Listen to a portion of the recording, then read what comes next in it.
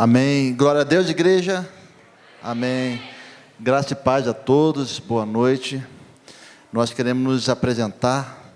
Nós somos lá do interior do estado do Rio, né? Como vocês são aqui do interior do estado de Goiás, nós somos lá do interior do estado do Rio, numa cidade que tem um nome profético, Cordeiro. E a gente tem como lema, um dos nossos lemas na nossa igreja de missões, né? Um dos nossos lemas do nosso conselho missionário é o Cordeiro para as Nações. Amém, igreja? O Cordeiro para as Nações é um dos nossos lemas. E o segundo lema é: uma igreja local, ela pode ter um impacto global. Amém? Esses são nossos dois lemas ali. E ainda nos apresentando, nós somos diáconos, né, como o pastor falou. Nós somos líderes da Escola Bíblica Dominical. Nós temos uma célula em nossa casa, um grupo familiar, um pequeno grupo que funciona há 4 anos. E nesses 4 anos, nós temos visto maravilhas diante dos nossos olhos. Pessoas que nós nunca imaginávamos estar numa igreja, estar louvando a Deus, estar entregando a sua vida para Deus, e nós podemos ver debaixo do nosso lar, debaixo do nosso teto, as pessoas se converterem ao nosso Deus. Então nós temos, assim, visto maravilhas para a glória de Deus. E ainda me apresentando, igreja, nós somos casados há 14 anos, temos 2 lindas filhas gêmeas, e gêmeas idênticas, porque eu erro também direto o nome dela, né? Assim, quem é quem? Gêmeas idênticas. Amém? Vou estar passando aqui para minha esposa, ela vai estar se apresentando e apresentando o projeto. Boa noite a todos, graça e paz a todos, amém? Então, como o Eberson falou, eu me chamo Maria Madalena, né? Sou esposa do Eberson, né? E trabalhamos em nossa igreja lá. E aprove o nosso Deus, como falamos hoje pela manhã, de estar nos chamando para essa grande missão, né? E quando nós nos dizemos sim ao ID do Senhor, Ele nos direcionou para a Europa. E eu fiquei muito feliz porque eu vi as cores aqui, e elas são as cores da bandeira da Europa, de Portugal, né? Então eu vi que o Senhor, falei assim, poxa, como bom, né, de ver as cores aqui do povo que tem colocado o Senhor em nosso coração para estar amando, né? Porque antes de sairmos da nossa nação, nós precisamos amar o povo. Um povo que talvez, com certeza, não nos vai receber muito bem. Mas nós não estamos ali para ficar, né, olhar para isso, mas sim para amá-los. E é por isso que estamos aqui hoje na noite, né? Mas agora de noite nós gostaríamos de falar sobre o projeto, amém? Né? Sobre o projeto Portugal. Então, meus irmãos, nós estaremos trabalhando em Portugal. O projeto é revitalizações da igreja, né?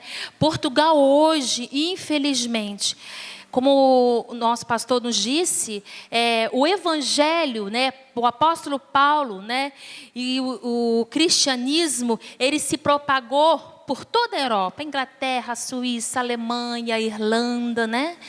Mas não chegou à Itália. Paulo foi até a Itália, mas não chegou a Portugal. Então a situação de Portugal é um pouquinho pior, como o pastor iniciou aqui minha fala. Realmente é bem pior. Por quê? Porque eles não conheceram o evangelho realmente. Diferente do continente velho, né? Diferente dos seus irmãos países ali, eles não passaram por avivamento. Eles não conheceram o poder do evangelho como a Inglaterra conheceu, né? John Wesley, fundador da Metodista. Eu falei pela manhã que hoje nós temos a EBD, veio da Inglaterra. A Associação Bíblica foi fundada nos países europeus ali, né? E outros grandes nomes, né? Outros grandes nomes levantaram o avivamento naquele lugar, mas não chegaram a Portugal. E infelizmente Portugal foi, né, evangelizada pelo catolicismo. Né? Foi evangelizado pelo catolicismo. Mas apesar de tudo isso, nem o catolicismo hoje se encontra crescendo naquele país. Hoje, irmãos, a nação portuguesa, ela está num declínio emocionalmente terrível. As pessoas não têm alegria, não têm vontade de viver. As pessoas, infelizmente, apesar de terem tudo, Portugal é um lugar ótimo para se viver, né? É um lugar tranquilo, como o pastor hoje pela manhã falou, e eu vou reforçar realmente o índice de assaltos, de violência, nem se compara aqui no Brasil, nem se compara. Mas apesar dessa tranquilidade toda, há demônios, né? Não sei se os irmãos veem assim, mas eu vejo que infelizmente estão prendendo aquele povo numa trajetória triste, lamentável. Hoje falava com alguns irmãos que lá, gente, eles medem a quantidade, nível social de uma pessoa. Hoje aqui no Brasil você vai medir o status de uma pessoa, se ele é um cantor, pelas posses que ele tem, né? Se ele é um presidente, se ele é um empresário, pela casa, pelo carro. Lá em Portugal não é assim. O nível que eles medem lá é através de doença.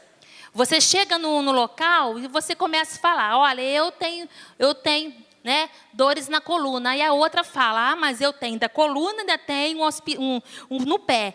Mas eu tenho no pé, na coluna e na cabeça. Eu tenho um tumor. Então nossa, você tem um tumor. Meu Deus, que legal. Eles medem o nível espiritual deles, a alegria dele é quem tem mais doença para compartilhar e falar. Portugal hoje é uma nação, um país em que os nativos, os jovens de lá, eles não ficam mais lá. Estão imigrando para a grande Europa, né? Para a Itália, para a Irlanda, para a Espanha. E a nação portuguesa está assim, envelhecida por pessoas que não têm esperança de viver. Irmãos, eu vou começar a falar alguns índices aqui. Vocês não imaginam, né, como que é a depressão naquele país. As casas são fechadas. Você não vê pessoas na rua. Nós estamos entrando agora no verão. Lá o verão é diferente daqui. Enquanto nós, no Brasil, entramos no inverno, lá eles entram no verão. Mas não tem pessoas nem para aproveitar aquela pracinha e aproveitar ali. Então, olha só. Nas três cidades mais povoadas, vamos dizer assim, que seriam as capitais, que é Lisboa, Porto e Coimbra, ainda há algumas igrejas que estão entrando ali. Por quê? Porque há muitos brasileiros indo para Portugal. E esses brasileiros que vão, né, eles procuram as igrejas que lá já tem. Então, a maioria dessas três cidades são formadas por igrejas, por pessoas brasileiras. Poucos são nativos, poucos portugueses, né? E lá, as megas igrejas são consideradas aquelas que têm 50 membros, 40 membros. Né? Mas o interior, você saindo para todo o interior leste de Portugal e as partes de Portugal, você não encontra igrejas. Pouquíssimas igrejas. A gente vai falar aqui rapidinho da estatística de Portugal. Dados recentes, como se encontra a nação portuguesa. Menos de 1% de evangélicos, ou seja, a média é de 55 membros para cada igreja. Uma igreja como a de vocês aqui, ela é considerada uma mega igreja quando ela alcança 55 membros. Quando ela tem 55 membros ou menos, nossa, é uma mega igreja. Tá? Sendo que esses membros vão um domingo, no outro não vão, levam 2 meses para aparecer, também tem isso aí. Não são muito ativos. 90% são católicos, porém 80% não praticantes. Outro dado assim, alarmante é que eles dizem que são uma nação católica, mas Portugal, na verdade, está envolvido numa bruxaria imensa. Eu comentava hoje de manhã com algumas pessoas que existe um local lá de pedras, né? Em que eles pegam aquelas pedras e acham aquilo ali e fazem aqueles de amuletos, de feitiço. E muitas pessoas, eles vão no alto de uma grande montanha, num local lá, e se jogam naquelas pedras lá embaixo. Então, é impressionante. Nós tivemos agora 2 semanas os pastores da nossa igreja. Eles foram numa caravana da missão lá. Foram eles, pastores da igreja do Recife, da Bahia, do estado do Rio. E o nosso pastor, ele não conseguiu pregar num culto de uma congregação pequena lá. Por quê? No interior, no local que não tem nem casas. Mas ele falou que é impressionante. Na hora da pregação, me apareceu, diz ele, que apareceu umas 6 ou 7 pessoas, 8 pessoas na porta da igreja, bruxas, com sinos e velas e uma landainha, para as pessoas não ouvirem o que o pastor estava pregando. Teve um pastor de Recife que não conseguiu pregar. Porque quanto mais ele falava, mais as bruxas lá fora gritavam. Então, apesar de ser católicos, 4% eles vivem uma bruxaria, 5% de ateísmo e 2% de islamismo. Portugal também está sendo invadida pelo Islã. É o 5º país mais pessimista do mundo. É o 4º país com mais violência doméstica da Europa. É o 3º país da Europa, né, com mais índice de suicídio da Europa. Olha aí, tá vendo? É o 6º país com maior índice de depressão. E mais de 3.000 distritos sem nenhuma presença evangélica. Sem nenhuma presença evangélica. A situação ela é tão complicada que tem uma missionária, ela veio e trabalhou aqui no sul do nosso país, né? E ela trabalhou no Rio Grande, aqui no Rio Grande do Norte, e aí o Senhor levou para trabalhar em Portugal. Então, eles trabalham no interior de Portugal, né? É uma região que nós iremos também trabalhar, perto de Pão de Sor, né? E perto de Mora, nas regiões bem... E aí, eles começaram a fazer os cultos lá. E não tinha lugar para fazer o culto, não tinha lugar. E lá é uma trilha no meio da terra árida, debaixo do sol escaldante, porque o sol é bem forte em relação aqui do Brasil, e eles não tinham onde fazer o culto. E tinha uma capela de uma igreja católica, que também não ia ninguém. Olha essa situação. Aí o que o padre me faz? Chega perto desse casal missionário e fala assim, olha, nós temos lá em cima na montanha uma capela. Ninguém vai na missa. Eu não vou mais lá. A senhora quer fazer na igreja católica? Porque, gente, a situação está tão complicada, pastor, que até a igreja católica tem que mandar missionários para lá, porque eles não vão nos cultos. E aí essa missionária, com todo carinho, aceitamos. E aí vocês vão ver, nossos pastores, até o pessoal a igreja vai estar até cheia, mas vai estar cheia de missionários que foram fazer visita, o pessoal da caravana, da missão que foi, tá, gente? Porque realmente não há membros ali. A única pessoa que está frequentando a igreja aos domingos pela manhã é uma das bruxas daquela localidade. Às vezes, de acordo com a missionária, ela vai lá para atrapalhar. Às vezes ela chega lá e presta atenção no culto. Nós vamos trabalhar com a implantação de igrejas. A gente irá para ajudar os pastores dessas denominações. Vamos, ajudar os missionários que lá já estão. Então, nos primeiros anos, vamos trabalhar com os irmãos da congregacional. A gente vai trabalhar com essa missionária. A gente vai trabalhar em Mora. Embora a igreja base é Ponte de Sor, mas vamos entrar ali pelas regiões bem áridas de Portugal, né? E assim, o que nos chama a atenção é que nesta igreja congregacional, ela conseguiu ter 100 pessoas de membros, 110 membros. Mas sabe quantos anos que essa igreja tem lá? Mais de 100 anos. Mais de 100 anos, para ter só 110 membros. E desses 110 membros, só tem, vocês vão ver ali, aquela quantidade de jovens que vai passar ali.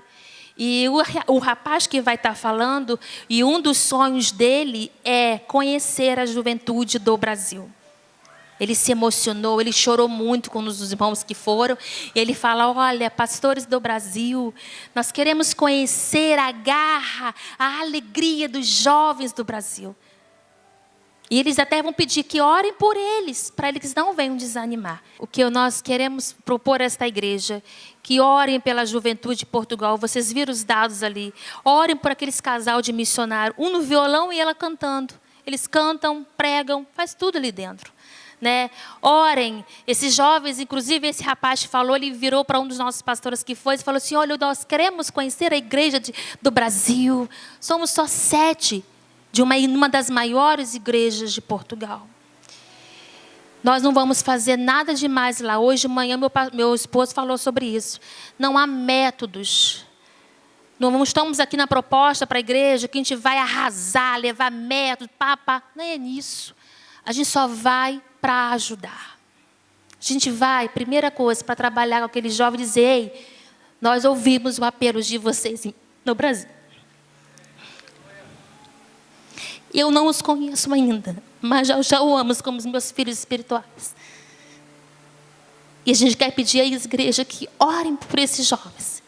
Orem pelas igrejas pequenas, irmãos, que estão lutando para se manter vivas. Ore por aqueles que largaram tudo, mas estão firmes, lutando e não vão desistir. E pela oração deles, que nós estamos indo somente para fazer isso, para caminharmos com eles. Não vamos fazer nada mais do que simples assim. De quando um daqueles irmãos estiver desanimado, bater, vem, vamos continuar, nós estamos aqui. Nós somos mais dois para somar com vocês aqui. Queremos pedir à igreja que orem. Orem por Portugal. Orem pelos pastores que lá já estão. Orem por todos os ministérios que estão trabalhando lá. Orem por nós, que vamos deixar muita coisa no Brasil para ouvir o ID de Deus. Aleluia. Como meu esposo falou hoje de manhã, vão conosco. Nós queremos convidar a todos para ir junto conosco, através dos joelhos de cada um. Amém?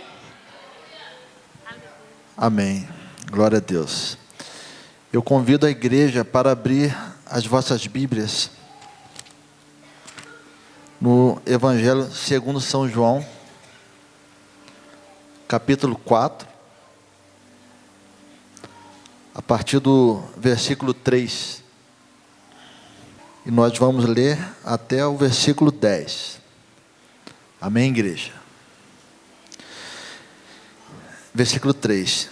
Deixou a Judéia e foi outra vez para a Galiléia. E era-lhe necessário passar por Samaria. Foi, pois, a uma cidade de Samaria chamada Sicar, junto da herdade, que Jacó tinha dado a seu filho José. E estava ali a fonte de Jacó. Jesus, pois, cansado do caminho, assentou-se assim junto da fonte. Era isto quase hora sexta. Veio uma mulher de Samaria tirar água. Disse-lhe Jesus: dá-me de beber. Versículo 8. Porque os seus discípulos tinham ido à cidade comprar comida. Disse-lhe, pois, a mulher samaritana: como sendo tu judeu, me pede de beber a mim, que sou mulher samaritana? Porque os judeus não se comunicam com os samaritanos. E versículo 10. Jesus respondeu e disse-lhe: se tu conheceras o dom de Deus e quem é o que te diz, dá-me de beber, tu lhe pedirias e ele te daria água viva. Amém. Oremos. Senhor, nós queremos te agradecer, ó Pai, pela tua palavra viva, ó Pai, pela tua santa palavra, pelo teu amor para conosco, ó Pai, nessa noite. Ó Deus, abençoa a tua igreja nessa noite, a Igreja Batista Nacional Central de Rio Verde, uma igreja abençoada, uma igreja que tem cumprido o seu ID, ó Pai. Que nós possamos, Senhor, nessa noite ser, ó Pai, estar com nossos ouvidos, Senhor, abertos para receber a verdade da tua santa palavra. Ó Deus, que a verdadeira interpretação da tua palavra venha chegar a cada vida nessa noite, ó Pai. Que nós possamos sair cheios da tua presença, cheios da tua graça, cheios da tua glória, ó Pai, em nome de Jesus. Amém. Amém, igreja. Amados, esse texto do Evangelho de João, capítulo 4, ele fala sobre o encontro entre o Senhor Jesus e uma mulher samaritana. Mas, para acontecer esse encontro, amados, aconteceu alguns fatores. Jesus estava na Galiléia e ele precisava ir para a Judéia. Geralmente, quando nós precisamos ir de um ponto ao outro, nós Procuramos o melhor caminho e o menor caminho no melhor tempo. Só que naquela época, os judeus eles não se comunicavam com os samaritanos. Os samaritanos eles eram indignos de se assentar à mesa de qualquer judeu. Por laços históricos, né, quando nós estudamos lá o Velho Testamento, nós vamos entender por quê. Né, os samaritanos se afastaram das verdades e começaram a adorar outros deuses. E os judeus, eles, por pior que eles ainda andavam, eles ainda continuaram a adorar ao nosso Deus. E os samaritanos, eles se afastaram de tal forma que eles não retornaram para as verdades. Mas eles ainda estavam ali perto dos judeus. E Samaria, amados, ficava exatamente entre a Judéia e a Galiléia. E o Senhor precisava ir de um lugar para o outro, ou seja, da Judéia para a Galiléia, e tinha Samaria nesse meio. Só que nenhum judeu passava por Samaria, por essas questões históricas, por essas questões de atritos, pelo preconceito. Eles não se colocavam no lugar de conversar com um samaritano. Quem conversasse com um samaritano era considerado impuro. Tamanho era o preconceito que os judeus tinham para com os samaritanos. Mas o Senhor, Ele quebra preconceitos. O Senhor, Ele quebra paradigmas. O Senhor, Ele faz aquilo que era indigno virar digno. Amém? E olha o que acontece. Versículo 3. Deixou a Judéia e foi outra vez para a Galiléia. E no versículo 4, o que está escrito? E era o que? Necessário. Era necessário passar por Samaria. Era-lhe necessário. A palavra de Deus não fala que era necessário, mas fala, era-lhe necessário. Era necessário ao Senhor Jesus passar por Samaria. Não que era preciso, mas era necessário para ele passar. Por quê? Porque existia naquele lugar pessoas necessitadas de ouvir a verdade do Evangelho. Existia naquele lugar uma mulher que estava clamando por socorro. Como nós estamos entendendo, é-nos necessário sair do nosso país e estar em Portugal. Pode não ser necessário para você, pode não ser conveniente para você, pode não ser útil para você, mas é-nos necessário passar por Portugal. E é necessário a igreja evangelizar. Como o pastor falou, né? Como o pastor leu aqui, Atos 1:8, né? E esse evangelho será pregado por todas as nações, tanto na Judéia, em Samaria e até aos confins da terra. Judéia e o quê? Samaria. O Senhor, e ele passou por Samaria. Samaria era um lugar indigno. Como muitos de nós, às vezes, consideram um lugar indigno, né? Como muitos de nós tem ainda alguns preconceitos, alguns paradigmas. Só que o Senhor, nessa noite, Ele está falando, é-nos necessário passar por Samaria. É necessário a igreja passar por Samaria. Às vezes, Samaria não está tão longe. Às vezes, a nossa Samaria está perto. Está do nosso lado. Está no nosso trabalho. Está numa casa vizinha nossa. Está na nossa rua. Está no trajeto do nosso trabalho. Às vezes, pode ser necessário para cada um de nós passar por Samaria. E o Senhor, Ele passou por Samaria. Ele foi exatamente contra o fluxo de todo judeu. Ele passou por Samaria. E prosseguindo o texto, fala que ele foi a uma cidade chamada Sicar, e ali tinha uma fonte. Versículo 6, estava ali a fonte de Jacó. Jesus, cansado do caminho, se assentou junto da fonte. E era isso quase a hora sexta, era 11 horas da manhã. Naquele sol quente de Goiás, né? aquele sol quente de 11 horas, o Senhor, ele se assenta ali perto da fonte, e estava ali uma mulher. E essa mulher, ela era samaritana. A nossa cultura, ela não nos proíbe conversar com mulheres, né? Ou seja, eu não sou proibido pela nossa cultura conversar com uma irmã ou ter uma amiga, né? Mas a cultura do mundo árabe, do mundo palestino, dos judeus ali, era, ou ainda é, né? É proibido um homem falar em público com qualquer mulher. E se essa mulher, ela fosse pega falando com um homem, ela era, na mesma hora, taxada como uma prostituta. Então, o Senhor, ele quebra mais um paradigma. Ele fala com um samaritano, e esse samaritano era uma mulher. O Senhor, ele quebra 2 paradigmas. O Senhor, ele quebra aquilo que os homens eles criaram de preconceito. O Senhor, ele quebra. O Senhor, conforme nós lemos aqui, ele começa um diálogo com aquela mulher samaritana. E era necessário ele passar por Samaria, porque aquela mulher precisava de ouvir aquelas palavras. E prosseguindo o texto aqui. E veio, versículo 7, veio uma mulher de Samaria tirar água e disse-lhe: Jesus, dá-me de beber. O Senhor começa um diálogo com aquela mulher. Às vezes na nossa vida nós precisamos um dia passar por Samaria e começar um diálogo com alguém. Hoje pela manhã nós falávamos que a principal forma de nós evangelizarmos, de nós pregarmos num país como Portugal, é pelo nosso testemunho. O nosso testemunho, ele fala muito mais do que 1000 palavras.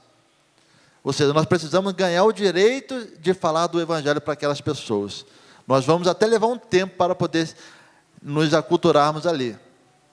Mas é através do diálogo, desse relacionamento, que nós começamos a plantar a semente de Cristo do Evangelho no coração de cada pessoa. Ou seja, nós precisamos nos relacionar. O Evangelho, ele é um Evangelho de relacionamento. Ninguém consegue fazer discípulo se não se relacionar. Hoje, infelizmente, as nossas igrejas, eu não digo aqui no estado, mas lá no nosso estado, infelizmente, as igrejas têm cada vez mais se fechado, olhado para dentro. Ou seja, fazendo exatamente o oposto. Nós fomos criados como igreja para fora, né? A eclésia, ela é para fora, os chamados para fora. E o Senhor, ele começa a ter um relacionamento com aquela mulher, começa a se relacionar com aquela mulher, começa a conversar com aquela mulher, e aquela mulher, ela não estava entendendo o nível da conversa. Se nós voltarmos para o texto, o Senhor fala, né? Lá no versículo 7, disse-lhe, pois a mulher samaritana: como sendo tu, judeus, me pede de beber a mim, que sou uma mulher samaritana? Porque os judeus não se comunicam com os samaritanos. E no versículo 10, Jesus respondeu e disse: se tu conheceras o dom de Deus, e quem é o que te diz, dá-me de beber, tu pedirias e ele te daria água viva. Aquela mulher, ela estava no nível humano, e o Senhor já estava entrando no nível espiritual. Aquela mulher estava no nível carnal, e o Senhor já estava entrando no nível mais acima. Muitas das vezes acontece assim conosco. Nós vamos começar a nos aproximar, começar a falar do amor de Deus, só que aquela pessoa ainda não está no mesmo nível. Ela começa a indagar e questionar, porque a natureza humana é assim. Nós humanos, nós somos muito práticos, né? Nós queremos tudo para agora, e aquela mulher queria aquela água viva agora. E ela não estava entendendo que aquela água era uma água sobrenatural, uma água que daria a ela vida eterna. E o Senhor começa a tratar com aquela mulher. O Senhor começa a se revelar para aquela mulher. O Senhor começa a aprofundar o nível de intimidade com aquela mulher. E é assim que acontece conosco. Nós entramos na igreja, nós somos ainda crianças no Evangelho, começamos a crescer. Eu aceitei a Cristo com 15 anos de idade. 15 anos. Ou seja, hoje, olhando para trás, eu vejo como que eu caminhei com o Senhor e como que o Senhor hoje se revela de outra forma comigo.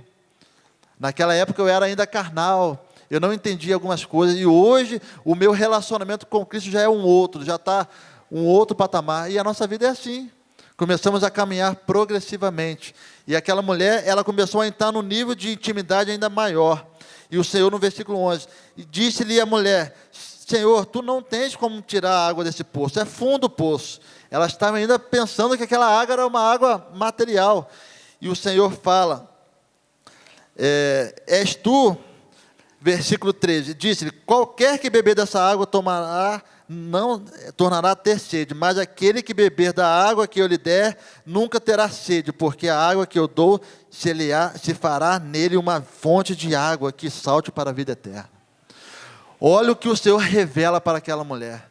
O Senhor não revelou aos discípulos uma verdade tão profunda. O Senhor revelou para aquela mulher, que dela, do interior dela, quando ela bebesse daquela água, da água do Espírito sairia uma fonte que saltaria para a vida eterna. O Senhor revelou para aquela mulher indigna, uma mulher samaritana, uma mulher que era considerada adúltera, e o Senhor, Ele revelou para aquela mulher uma das maiores verdades da palavra de Deus, que quem beber da água do seu interior sairão rios de água viva. Amém? Amados, vamos beber dessa água hoje, amados. Vamos beber dessa água. E a palavra de Deus fala que do nosso interior fluirão rios de água vivas. Nós não somos represas, nós somos rios. Nós não podemos reter aquilo que o Senhor nos dá. Nós somos rios. A palavra de Deus está falando, nós somos rios, fluirão de nós rios de águas vivas. Às vezes nós queremos reter, né? O Senhor me abençoou, o Senhor me deu talento, é para mim, é para eu progredir, né? Não, amados, os talentos que o Senhor deu para você é para abençoar outros. Aquilo que o Senhor deu, se o Senhor te deu um emprego que você possa ter um padrão de vida bom, aquilo não é só para você, é para abençoar outros. Nós somos rios. Se o Senhor te deu um entendimento da palavra de Deus, esse entendimento não é somente para você, é para abençoar outros. E eu vejo que essa igreja é uma igreja que valoriza a palavra de Deus, conforme eu falei hoje pela manhã. A igreja só é motivada a fazer missões se ela é confrontada com a palavra de Deus. E eu vejo que essa igreja, ela valoriza a palavra de Deus. Nós temos aqui um seminário bíblico, poucas igrejas podem ter isso. Nós ainda vamos ter isso ainda, se Deus quiser. Mas vocês já estão nesse nível. Então, por isso que vocês são uma igreja abençoada e uma igreja que faz missões. Porque missões se faz quando você é confrontado pelas verdades e você quer que outros ouçam essa mesma verdade e vivam essa mesma liberdade de vida que vocês têm. Então, missões se inicia quando nós somos confrontados pelas verdades bíblicas. E aquela mulher, ela foi confrontada, e olha o que aconteceu com aquela mulher.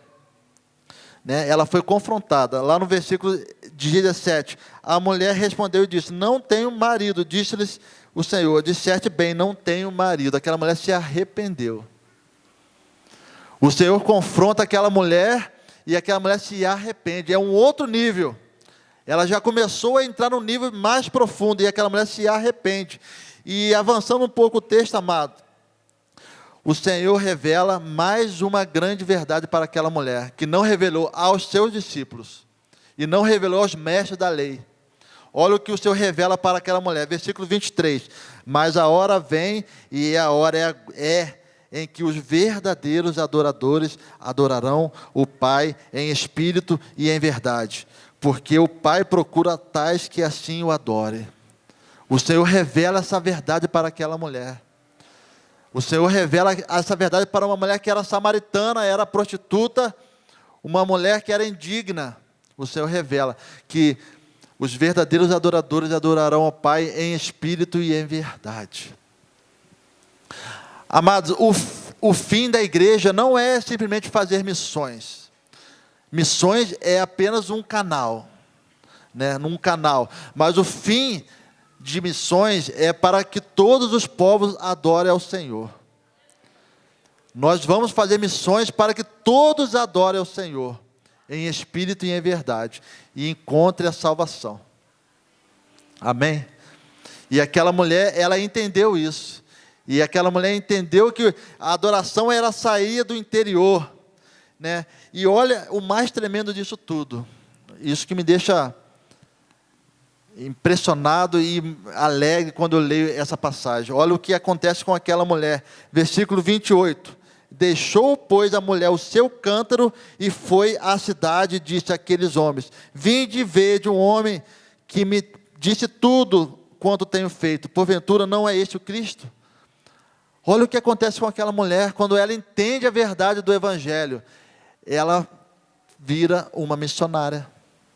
Ela começa a fazer missões naquela mesma hora. Ela deixa o seu cântaro e ela vai falar da mesma verdade que ela acabou de ouvir. Ela foi liberta, ela foi na mesma hora fazer a mesma coisa.